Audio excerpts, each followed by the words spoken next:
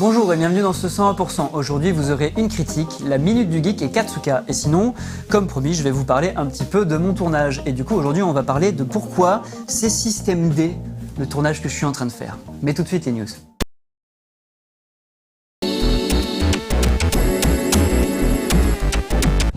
Alors, pour commencer mes anecdotes, on va commencer dans l'ordre chronologique.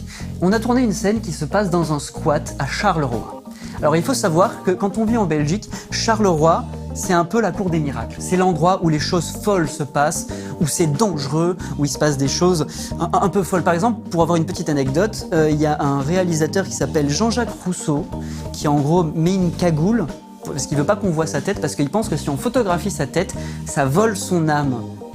Et je comprends pas pourquoi il fait des films, parce que ça veut dire qu'il vole l'âme de tout le monde selon... Enfin, je pense que c'est juste pour faire genre, quoi. Mais, enfin bref, il dit action en tirant des coups de feu, et il est sympathique. Du coup, ce mec-là vit à Charleroi, et en fait, il est mort parce qu'il était dans un bar, et dans ce bar, il y a eu une interpellade entre deux personnes, et il y en a un qui a quitté le bar, et il était énervé. Du coup, on peut comprendre, il est monté dans sa voiture, et il l'a enfoncer le bar avec sa voiture pour tuer la personne contre qui il était énervé. Sauf qu'en fait, ça a tué Jean-Jacques Rousseau.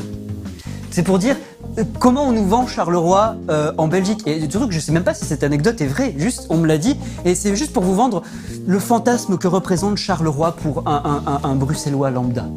Enfin bref, du coup, je suis allé dans un squat à Charleroi, bien entendu, on m'a dit « Fais attention, il y aura peut-être des drogués là-bas, fais gaffe. » Enfin vraiment, j'étais pas à l'aise à l'idée de tourner là-bas. Je savais que des amis à moi avaient tourné là-bas et que ça avait été, mais même j'étais un peu genre « Putain, j'espère que ça va bien se passer et qu'on va pas avoir des soucis ou quoi. » Du coup, on arrive sur le squat, on tourne toute notre journée et on a croisé beaucoup de gens dans ce squat. Et en fait, c'était pas des drogués. Non, en fait, c'était un groupe de touristes safari photo dans un squat.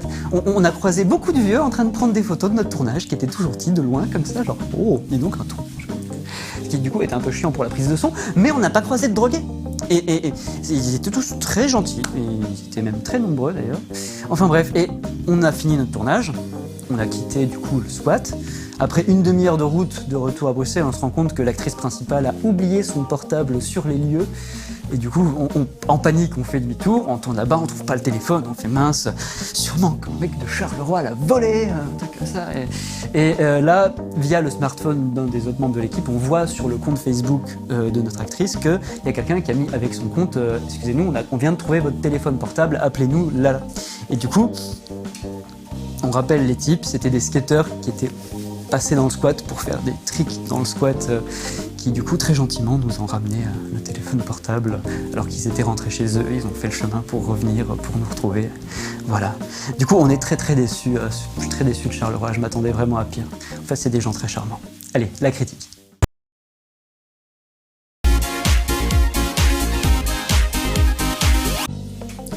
Alors maintenant, je vais vous parler d'une autre anecdote. Ça, c'est plus pour, du coup, vraiment faire le lien avec le côté Système D.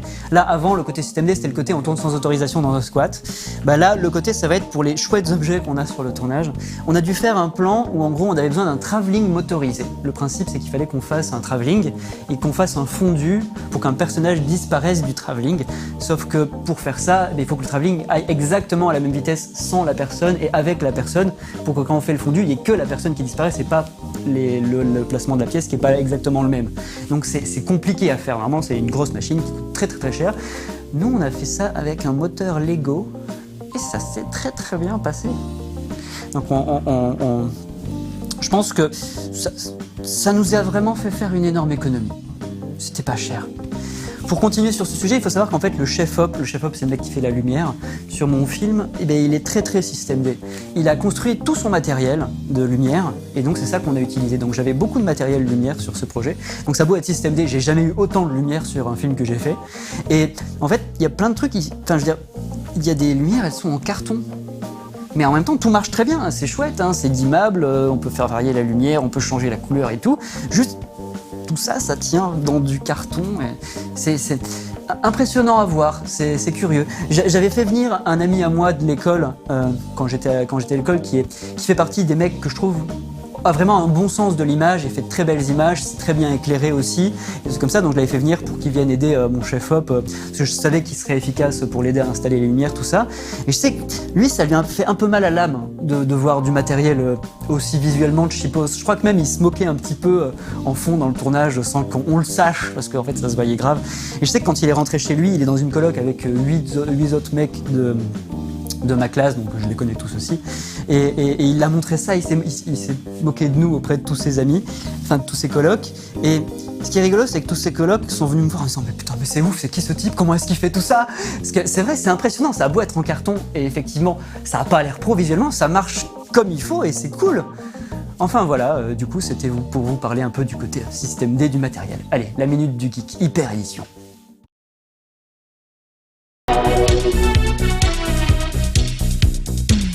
Alors maintenant, je vais vous parler de ma journée d'hier, qui rejoint un peu le premier plateau sur le côté on filme sans autorisation. Alors, on devait faire une scène devant le Parlement. Donc moi j'ai choisi... Alors il faut savoir qu'à Bruxelles il y a beaucoup de parlements. Il y a le Parlement européen, le Parlement wallon, le Parlement la Flandre, le Parlement bruxellois, le Parlement de la communauté française, c'est-à-dire ceux qui parlent ceux qui sont francophones, le Parlement germanophone. Je ne les connais pas tous, il y en a beaucoup. Et du coup on a tourné devant le Parlement européen et sans autorisation. Donc on allait un peu sur le bord du bâtiment pour pas gêner un petit peu. On avait une scène où en gros l'héroïne essaye d'attaquer le Parlement et essaie de s'en prendre aux vigiles près de l'entrée. Du coup, elle l'attaque et du coup, on commence à tourner. Et en fait, il y a un vrai vigile qui arrive petit à petit vers nous. Donc nous, on commence à se dire merde, on est au tout début de la scène, jamais on va pouvoir finir, il va nous dire de partir, qu'est-ce qui va se passer, qu'est-ce qui va se passer, qu'est-ce qui va se passer, qu'est-ce qui va se passer. Non, pas du tout, il nous dit... moi je lui demande, on pose problème? Il nous dit non, pas du tout. Par contre, évitez de filmer les caméras de surveillance, s'il vous plaît. Donc apparemment, on ne doit pas filmer les caméras de surveillance du tout. Donc, et il faut se dire que le vigile, du coup, nous, on avait pris un acteur, on lui avait fait mettre des lunettes de soleil, tout sérieux comme ça, avec un costume. Bon, si j'avais eu une oreillette, je lui aurais mis. Alors que là, c'était plus un monsieur un peu rond, un peu la cinquantaine, un peu bedonnant, comme ça, avec sa petite casquette. À la limite, il était plus habillé comme un plombier, presque. Et je crois que on a tous cette image très romancée des vigiles, avec des costumes comme ça, et c'est du cliché tout ça. Vraiment, c'est du cliché. Et du coup, pour revenir à ce tournage, il faut vous dire que du coup, comme moi, je vous l'avais dit dans un 100% précédent, je comptais tourner en juillet. Donc du coup, en fait, tous les costumes qu'on a prévus pour les personnages, c'est des t-shirts, parce qu'on a commencé à tourner en août. Et là, on est en octobre, et en Belgique, il fait froid. Hier, on a quand même tourné dans un froid assez fort. Moi, j'étais le seul habillé chaud parce que j'étais pas à l'écran. Mais du coup, les autres, ils étaient en t-shirt, enfin l'autre, il était juste en costume, mais il faisait froid. Et il faut vous dire qu'en fait, depuis ce matin, je suis très enrhumé. Alors là, ça se voit pas parce que je fais tous les efforts du monde pour pas renifler. J'ai le nez très rouge parce qu'en venant, je me suis beaucoup mouché.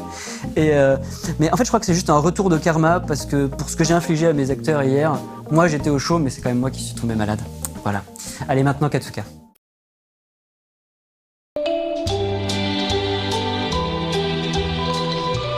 Voilà, donc je vous ai parlé un petit peu de mon tournage, je vous ai sorti les anecdotes un peu qui donnaient le côté un petit peu à l'arrache de mon tournage, mais en vrai les 3/4 du temps c'était beaucoup plus pro que ça, enfin, j'essaie de le faire croire.